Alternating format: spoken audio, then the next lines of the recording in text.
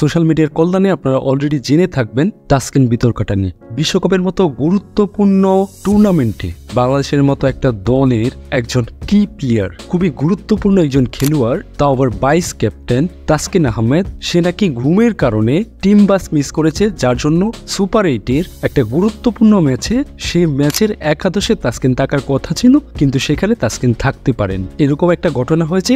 এইটাই সোশ্যাল মিডিয়ার সব মাধ্যমে বর্তমানে সব থেকে আলোচিত বিষয়। তাসকিনকে তো সবাই একবারে ধুইয়ে দিচ্ছে, দেশ বিরোধী, এটা সেটা, শাস্তি দেওয়া উচিত, যে যার মতো ইচ্ছা তাই বলছে। হ্যাঁ, এটা অবশ্যই ঠিক। তাসকিন না, দলের যে কোনো খেলোয়াড় যদি তার গাফিলতির জন্য এরকম হয়, সেটা অবশ্যই শাস্তিযোগ্য, এবং সেটা অবশ্যই যেহেতু তারা দেশকে প্রতিনিধিত্ব করে, তাহলে এটা দেশ বিরোধী হয়ে যায়। মানে দেশের জিনিসটা, দেশের স্বার্থটা হেলায় যদি সেটা নষ্ট করে ফেলে, তাহলে সে অবশ্যই শাস্তির যোগ্য, সেটা তাসকিন হোক আর যেই হোক। তাসকিন আহমেদ এই জিনিসটার পুরো সত্য বিষয়টা তার ভেরিফাইড ফেসবুক পেজে তিনি প্রকাশ করেন এবং A to Z সবকিছু লিখে তিনি পরিষ্কার করে দেন। তাহলে বিষয়টা কি হয়েছিল সেটাই আসুন জানি।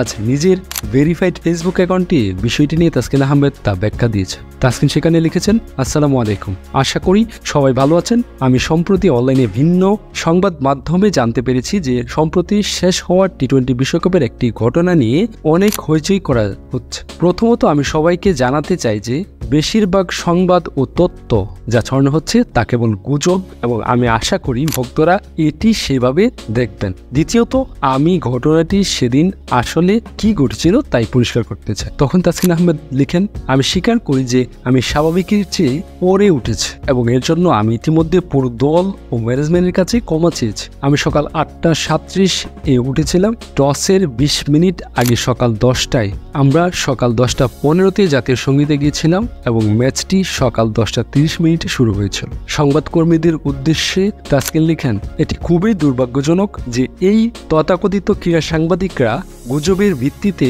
খবর প্রচার ও মুদ্রণ করছে, আমার ভাবমূর্তি ক্ষুণ্ণ করার চেষ্টা করছে। বাংলাদেশ জাতীয় দলের এই পেসার স্ট্যাটাসে নিজের দেশপ্রেমের কথাও লেখেন। পাশাপাশি এইটাও জানিয়েছেন ভারতের বিপক্ষে তার না খেলার টিম ম্যানেজমেন্টের সিদ্ধান্ত ছিল। সময় মতো টিম বাসে না ওঠার সঙ্গে তার কোনো ম্যাচে না খেলার সম্পর্ক নেই। যারা আমাকে চেনেন তারা জানেন আমি আমাদের দেশটাকে কতটা ভালোবাসি এবং বাংলাদেশকে প্রতিনিধিত্ব করার জন্য কতটা নিবেদিত, উৎসাহিত ও গর্বিত। আমি জানি আমি সময়মতো টিম বাসে না ওঠার একটি অনিচ্ছাকৃত ভুল করেছি। আপনি লক্ষ্য করবেন এখানে সে বলছে অনিচ্ছাকৃত ভুল, আর ঘুম তো ভাই আমরা যে সহজ ভাষায় বলি যে ঘুমের মানুষ মৃত্যুর সমান, আর এখানে সে স্পষ্ট লিখেছে অনিচ্ছাকৃত ভাব। যাই হোক, এই আলোচনাটা পরে করছি, তার আগে পুরো কি লিখেছে সেটাই আগে পড়ছি। কিন্তু আমি টসের আগে স্টেডিয়ামে ছিলাম। আমার চূড়ান্ত দলে নির্বাচিত না হওয়া টিম ম্যানেজমেন্টের সিদ্ধান্ত ছিল যা সঠিক টিম কম্বিনেশন পাওয়ার সঙ্গে সম্পর্কিত।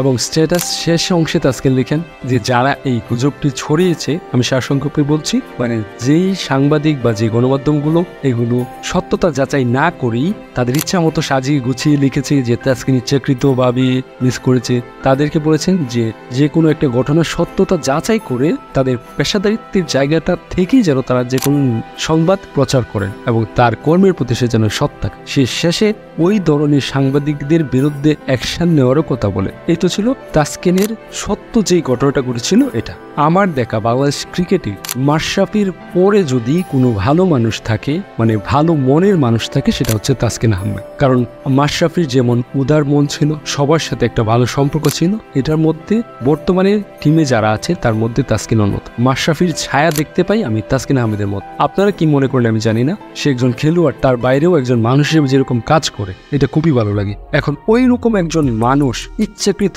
ভাবে, তাও আবার বিশ্বকাপের মতো টুর্নামেন্টে একটা গুরুত্বপূর্ণ ম্যাচ, সেখানে সে ইচ্ছাকৃতভাবে টিম বাস মিস করবে, এটা কোনোভাবেই সম্ভব না। আর বিশেষ করে এটা তাসকিন আহমেদ দ্বারা সম্ভব না। এটা আমি বিশ্বাস করি না। আপনারা কি ভাবেন সেটা আমি জানি না। তার মতো নিবেদিত প্রাণ খেলার জন্য, তার যে নিবেদন, দেশকে প্রতিনিধিত্ব করার তার যে আগ্রহ, এটা আমি অন্য কোনো খেলোয়াড়ের ক্ষেত্রে এইভাবে দেখি না। যাই হোক, সবাই দেশের জন্য তো মায়া আছি, সব খেলোয়াড়ই থাকে।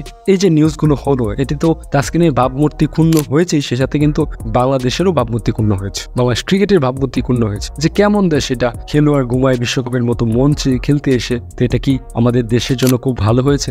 অবশ্যই না। তো আশা করি তাসকিনও এরপর থেকে একটু কেয়ারফুল থাকবে। মানুষের মানেই তো ভুল হতেই পারে, কিন্তু এরপরেও আমাদেরকে সতর্ক থাকতে হবে, তাও আবার এরকম গুরুত্বপূর্ণ একটা জায়গায়, গুরুত্বপূর্ণ বিষয়ে। আর আশা করি তাসকিনেরও এরকম আর ভবিষ্যতে এরকম হবে না। আর আমাদের দেশের গণমাধ্যমগুলো বা সোশ্যাল মিডিয়াতে যারা ভিডিও বানায় তারাও এই জিনিসগুলো যাচাই বাছাই করে যে কোনো বিষয়ে মাতামাতি করবে। ধন্যবাদ সবাইকে। আজকের মতো এখানে শেষ। দেখা হবে নতুন কোনো ভিডিওতে। সেই পর্যন্ত সুস্থ থাকবেন, ভালো থাকবেন। আসসালামু আলাইকুম।